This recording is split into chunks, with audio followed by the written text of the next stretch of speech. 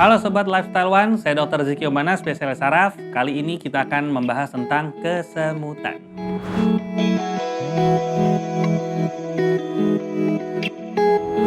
Kesemutan itu dalam bahasa kedokteran kita sebut namanya parestesia, yaitu suatu sensasi sensorik yang dirasakan tidak nyaman pada daerah anggota gerak, bisa pada kaki atau pada tangan.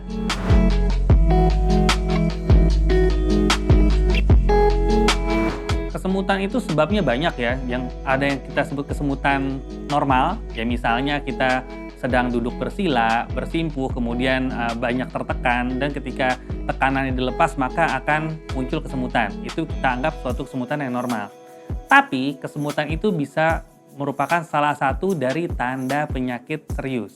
Jadi kesemutan itu bisa disebabkan karena penyakit, misalnya karena penyakit saraf ya, misalnya yang kita sebut neuropati. Jadi neuropati itu kabel sarafnya saya ibaratkan kabelnya itu menjadi lecet. Kenapa lecet? Lecet ini bisa terjadi karena kekurangan vitamin, misalnya vitamin neurotropik. Tapi bisa juga lecet ini justru diakibatkan karena penyakit lain. Bisa karena gangguan efek samping dari obat atau penyakit kanker, penyakit gangguan imunitas, dan banyak sekali. Ada lagi kesemutan yang terjadi pada sebelah anggota badan, misalnya tangan dan kaki kiri saja atau tangan dan kaki kanan saja. Nah, ini paling sering terjadi karena gangguan stroke atau hal lain yang terjadi di otak. Contohnya tumor otak atau infeksi otak.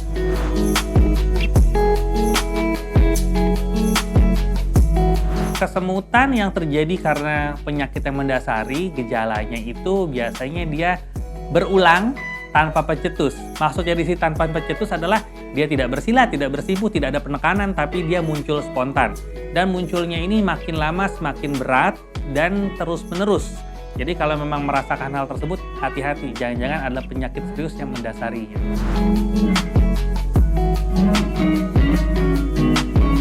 Nah, untuk kesemutan ini beda-beda juga onset atau munculnya ya. Contoh, kesemutan yang muncul tiba-tiba pada sebelah anggota badan hampir dipastikan ini adalah gangguan pembuluh darah di otak atau kita sebut stroke. Tapi kesemutan yang semakin lama semakin berat pada anggota gerak tubuh, semakin lama semakin hebat dan menetap, kemungkinan terjadi akibat adanya pembesaran tumor di dalam otak Anda.